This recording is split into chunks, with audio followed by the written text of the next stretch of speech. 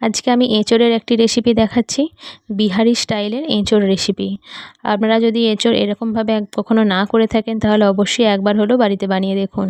এর জন্য প্রথমেই আমি এঁচোড়ের মধ্যে দিয়ে নিয়েছি পেঁয়াজ কুচি, দিয়ে দেবো আদা রসুনের পেস্ট, দিয়ে দেবো চেরা কাঁচা লঙ্কা আর টক দই। টক দইটা বেশ অনেকখানি দিতে হবে। দিয়ে দেবো তেজপাতা আর কিছুটা গোটা গরম মশলা, দিয়ে দেবো জিরে গুঁড়ো, ধনে গুঁড়ো আর হলুদ গুঁড়ো, দিয়ে দেবো কাশ্মীরি লাল লঙ্কার গুঁড়ো আর স্বাদ মতো নুন দিয়ে ভালো করে মাখিয়ে নিতে হবে।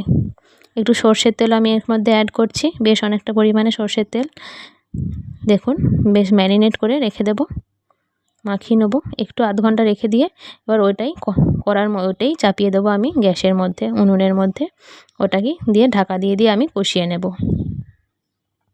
দেখুন ঠিক এইভাবে আমি যেরকম ভিডিওতে দেখাচ্ছি সেরকমভাবেই করতে হবে এটি। এবার এর মধ্যে একটি গোটা রসুন আমি অ্যাড করে দিচ্ছি। বিহারি স্টাইলে সেহেতু গোটা রসুন অ্যাড করতেই হবে, তবেই এর মধ্যে আসলে যে স্বাদটা সেটা আসবে। অনেকক্ষণ ধরে কষিয়ে নেওয়ার পর আমি এখানে জল অ্যাড করে দিয়েছি, দিয়ে ভালো করে আরেকবার নাড়িয়ে নিয়ে আমি এঁচোড়গুলো সিদ্ধ হতে দেব।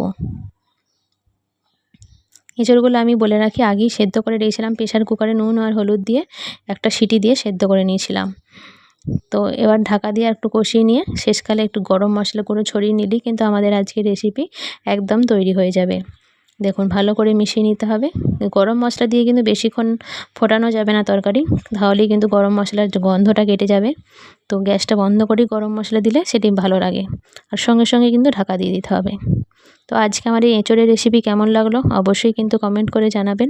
ভালো লাগলে অবশ্যই লাইক করবেন।